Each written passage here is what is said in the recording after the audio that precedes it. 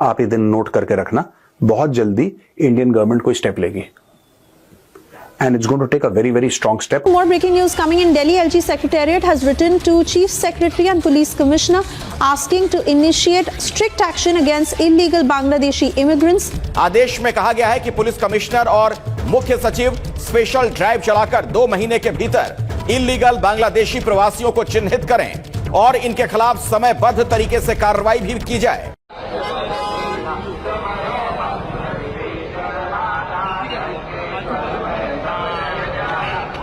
हमने 55 जाने दी उस मुल्क को आजाद कराने के लिए, और आज की तारीख में उन्हीं के फौजी जिनके बाप दादा उस समय दुबक के बैठे थे, कहीं पे दुबक के बैठे थे क्योंकि पाकिस्तानी फौज मार रही थी।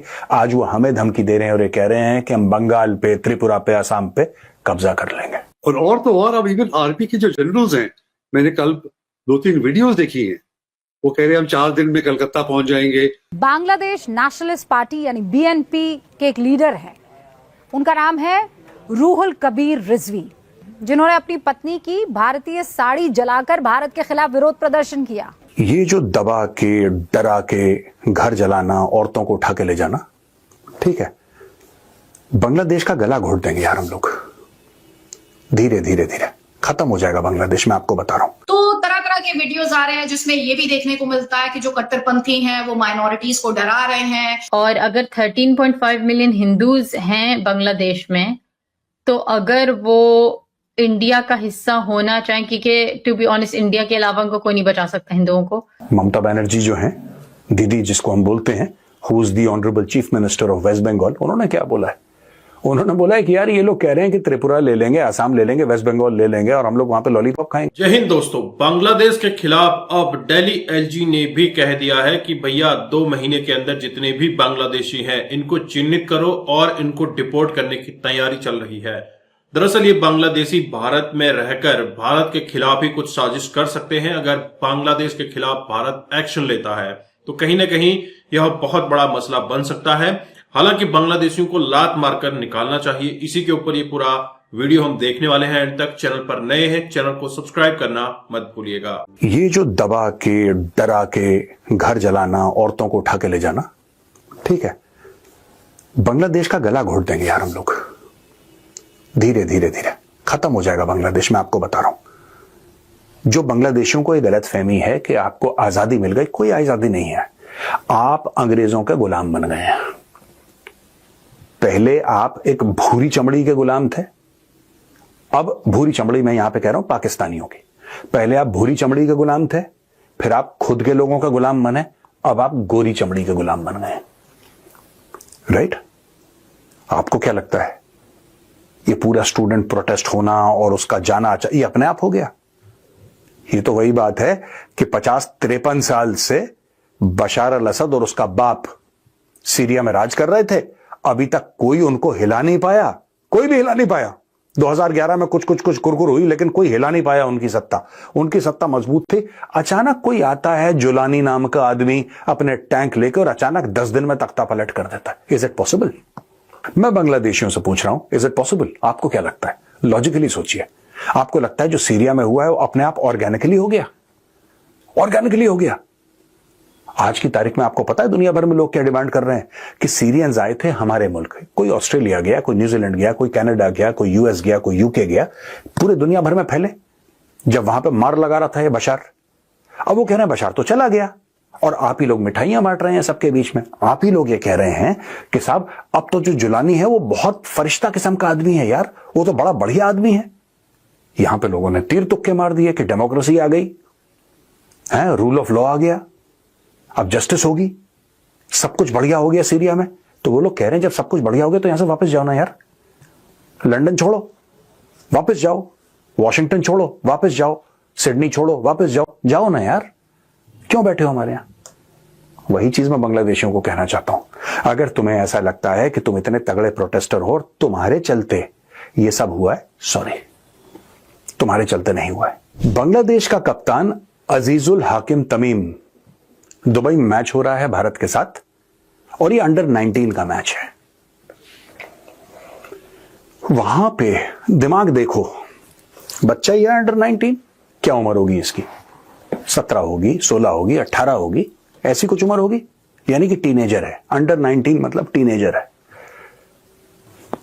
ये जो बांग्लादेश का कप्तान है अंडर 19 का, वो पूरी क्राउड को वहां पे बोल रहा है, जो लोग आए हैं, बोला बोलो अल्लाह अकबर, अल्लाह अकबर, नारा तकबीर, अल्लाह अकबर, बोलो अल्लाह अकबर। भारत में सो कॉल्ड सेक्युलरवादियों ने चूं तक नहीं करी इसके ऊपर, चूं तक नहीं करी। और विराट कोहली अगर गलती से मंदिर चला गया ना अपनी बीवी अनुष्का के साथ, तो वो हिंदुत्व का एजेंडा पेडल कर रहा है। और यहां पे अंडर 19, मैं कह रहा हूं ना यार, ये जो बांग्लादेशी इतने रेडिकलाइज हो चुके हैं, इतने रेडिकलाइज हो चुके हैं कि सांप और सपोले में फर्क नहीं रहा यार। ये टीनेजर है, ये अंडर 19 है, तो हम इसको सपोला मान लेते हैं। हम अभी पूरा सांप नहीं बना, लेकिन जहर है इसके फन में, हम ये मान के चलेंगे। ये तमीम जो है बंदा, तमीम सबसे कह रहा है नारा तकबीर, अल्लाह अकबर, अल्लाह अकबर। यानी कि स्पोर्ट को इसने एक रिलीजियस टच दे दिया, एक इस्लामिक टच दे दिया। मैं एक बात पूछना चाहता हूं बांग्लादेशियों से, तुम्हारी टीम आई कलकत्ते, आ गई तुम्हारी टीम ईडन गार्डन में आई, तुम्हारी टीम ईडन गार्डन में आई और तुम इंडिया के साथ मैच खेल रहे हो और 1.25 लाख लोगों की भीड़ है और एक सुर में भीड़ कहती है जय श्री राम। बेटा तुम्हारा गला नहीं सूख गया, तुम्हारी टांगे नहीं कांपी और तुम्हारे माथे पे पसीना नहीं आया तो गौरव आर्य अपना नाम बदल देगा।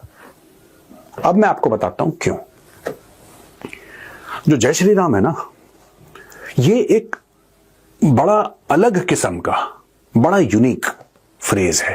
ये ग्रीटिंग भी है, हाँ भैया जय श्री राम। ये डिपेंड करता है सुनने वाले पे। आप थ्योरी समझिए बांग्लादेशियों, ये सुनने वाले पे डिपेंड करता है। अगर आप दिल के अच्छे हैं, it sounds like a greeting. अगर आपके दिल में पाप है, it sounds like a battle cry. अगर आपको इसको यह समझना है कि मेरा दोस्त मुझको ग्रीट कर रहा है, मुझे नमस्ते कह रहा है जय श्री राम कह के, अगर आप अच्छे हैं तो आपको वैसा सुनाई देगा। और अगर आपके दिल में पाप है, आपके दिल में अत्याचार है, अगर आप में वो असुर वाली हरकतें हैं ना, then this is the battle cry. फिर ये युद्ध घोष है। आओ जरा ईडन गार्डन, आओ तुम, आओ कलकत्ता, आओ दिल्ली, आओ दिल्ली। तब तुम्हें पता लगेगा जब 1 लाख बंदा एक साथ चिल्ला के जय श्री राम बोलता है तो फिर टांगे कैसे कांपती हैं। और जो इंडिया में बैठे सेक्युलरवादी है ना, अपना मुंह बंद रखना उस वक्त, कुछ बोलना मत कि स्पोर्ट्स में भी रिलीजन ले आए, because we didn't start the fire. गाना सुना ना, बड़ा पुराना, बड़ा मशहूर है कि we didn't start the fire. हमने आग नहीं लगाई शुरू में, आग इन्होंने लगाई। अब भड़क गई तो फिर हमें मत बोलना। Bangladeshis will be waiting for you. तुम आओ बेटा, आ जाओ, आ जाओ। दोस्तों आपने ये वीडियो देखी और आपको समझ आ चुका होगा कि पाकिस्तान किस कदर बांग्लादेश की मदद कर रहा है। बांग्लादेश को हथियार, बांग्लादेश को साग सब्जी, इवन बांग्लादेशियों ने तो इंडियन प्रोडक्ट को बॉयकॉट करना भी शुरू किया है। दोस्तों ये याद रखिएगा, यही इनके लिए गर्त में जाने का साधन बनेगा।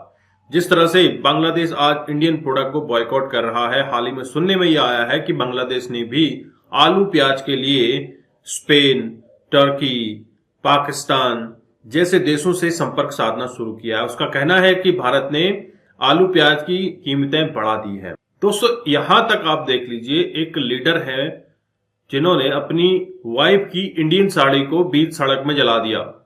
इस तरह से बॉयकॉट हो रहा है इंडियन प्रोडक्ट का। और आप देखिए लगातार जिस तरह से बांग्लादेशी भारत में घुसने की कोशिश कर रहे हैं।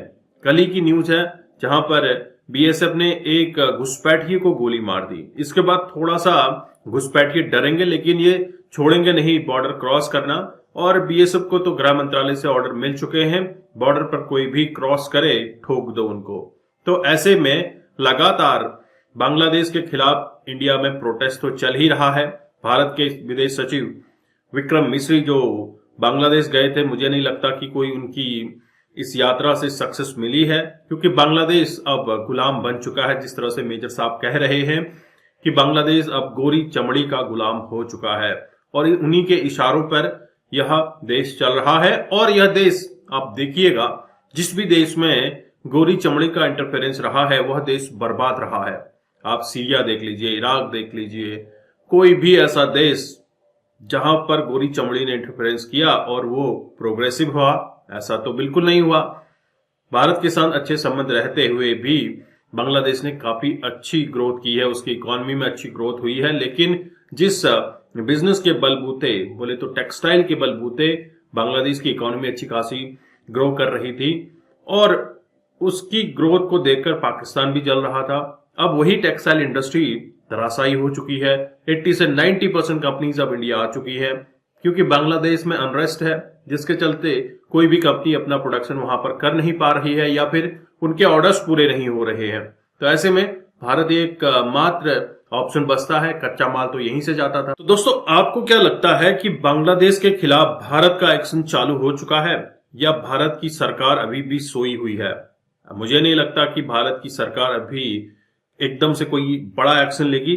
धीरे धीरे स्ट्रैंगल करना जरूरी है बांग्लादेश को। दोस्तों, अपने विचार जरूर कमेंट कीजिएगा। चैनल पर नए हैं, चैनल को सब्सक्राइब करें। हम आपको मिलते हैं अगले वीडियो में, तब तक अपना ध्यान रखिए। जय हिंद, जय भारत, जय श्री राम।